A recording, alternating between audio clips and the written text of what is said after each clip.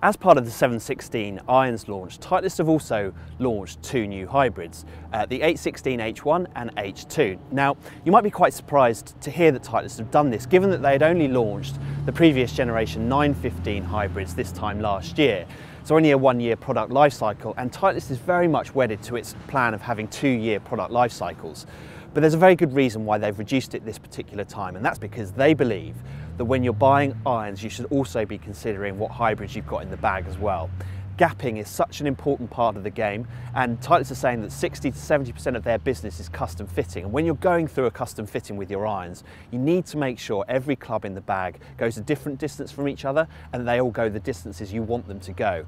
And hybrids are an absolutely essential part of that. So you need to make sure that when you go from your 7 iron, 6 iron into your 5, and then maybe into the hybrids, that they're all working at consistent distance gaps and they're really working for you. And that's an area of your bag that every player should have customised to their own game. So hence why they've decided to introduce the two new hybrids.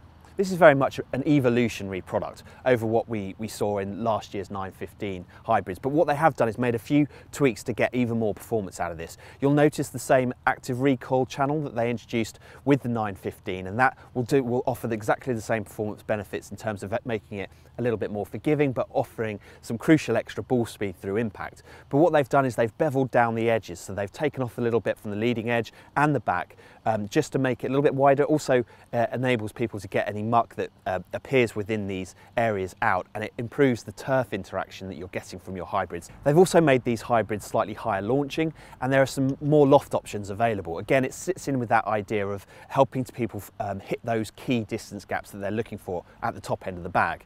As I said previously, there's two versions, an H1 and an H2, so they're simplifying things a little bit from the previous generation, H and HD. And we're here at the London Club where we have the GC2 launch monitor and the range to ourselves, and we're going to put them through their paces to find out exactly what performance benefits the new generation can offer.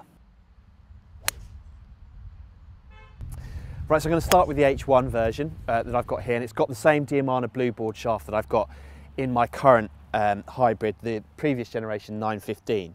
And as you set the club down behind the ball, this does look slightly bigger than what I'm used to, and I think that's just because of the grey crown. I don't think it's an awful lot bigger, but it just looks it behind the ball. Certainly the H1 is supposed to be bigger than the H2. But it feels very solid through the ball. It's launching up at 16 degrees, which I suspect is pretty high for me, for a hybrid. It seems to be launching high, but it's staying in the air really nicely. See it one more. So that's carrying 206, which is pretty good. It's getting up there. The initial launch angle is high, but it's not spinning too much. I'm really happy with the ball flight because it feels, even though it's launching quite high, it feels really strong. It feels like it's going to stay in the air for a while. It'd be interesting to see how it compares to the H2 version. This is obviously designed to be more compact and offer a little bit more control.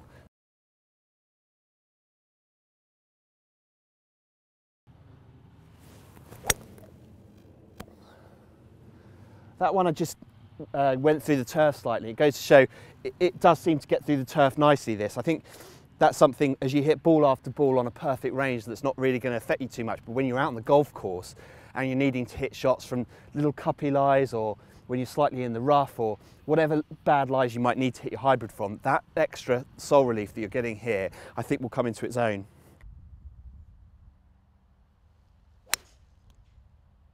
That one I hit right out the middle. I mean, that one's gone 221. I could not hit that any better, and even though it's come smash out the middle of the club and I hit it a bit harder possibly, it hasn't spun up.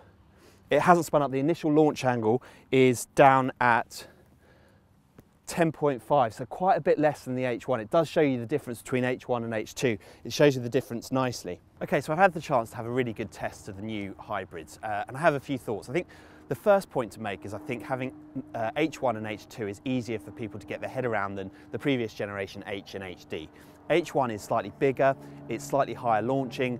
I suspect it would be more forgiving if I was able to take it out onto the golf course and give it a thorough test out on the golf course than H2, which is a little bit more compact and you get that slightly lower ball flight from. For me on the launch monitor, I was getting 3.5–4 degrees more launch at impact from the H1 than I was from the H2. So you get a more compact look at a dress, but you get a lower ball flight with this, a slightly bigger look at a dress and a higher ball flight with this. Of course, I think the most important thing here is the additional loft options that Titleist are offering, because the whole idea behind bringing this launch forward and in line with the irons is about gapping. What Titleist is saying is, in order to make your hybrids work for you, they really need to fit in with your irons. There's no point in having hybrids that go 30 yards further than your longest iron in your bag. So making sure that people, when they go for an iron fitting, also think about fitting in their hybrids at the same time is absolutely essential to what Titleist are saying.